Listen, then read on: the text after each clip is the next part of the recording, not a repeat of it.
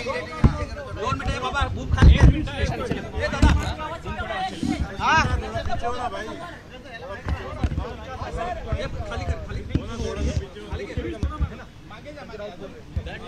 चला सुरू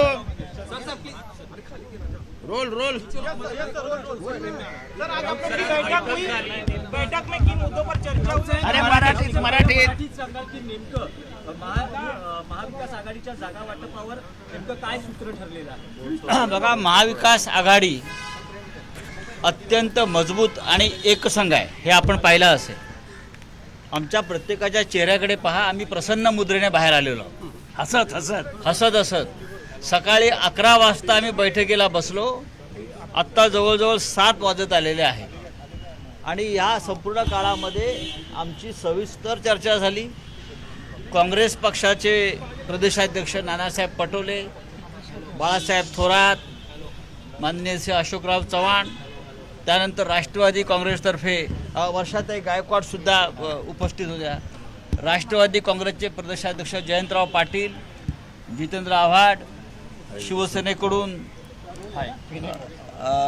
मी स्वतः आणि आमचे विनायकराव राऊत, त्यानंतर CPI CPM यांचेही प्रतिनिधी उपस्थित होते.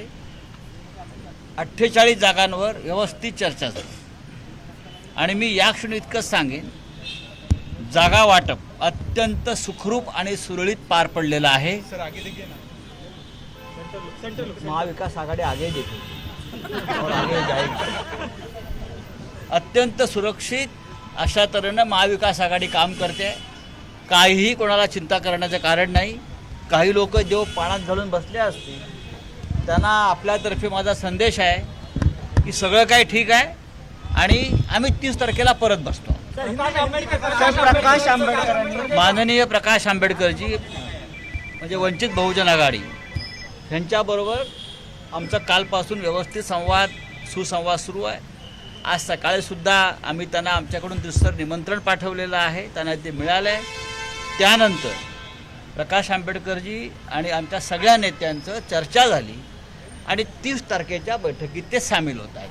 त्यांचं म्हणणं आहे की तीनही पक्षांच्या प्रमुखांनी पत्र पाठवलं ना त्यांना एक पत्र रितसर हवं होतं, इन्व्हिटेशन हवं होतं, अधिकृत आमंत्रण हवं होतं, ते त्यांना मिळालेलं आहे.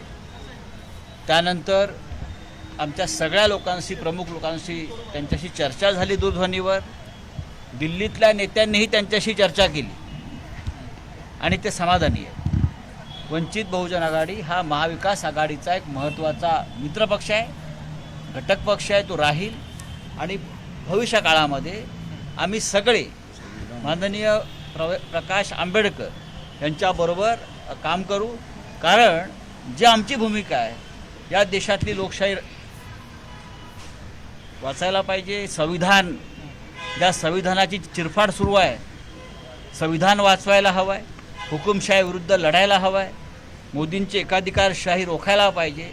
हीच भूमिका प्रकाश आंबेडकर साहेबांची आहे, तीच आमची आहे. आमच्यामध्ये कोणतेही मतभेद नाही आहेत.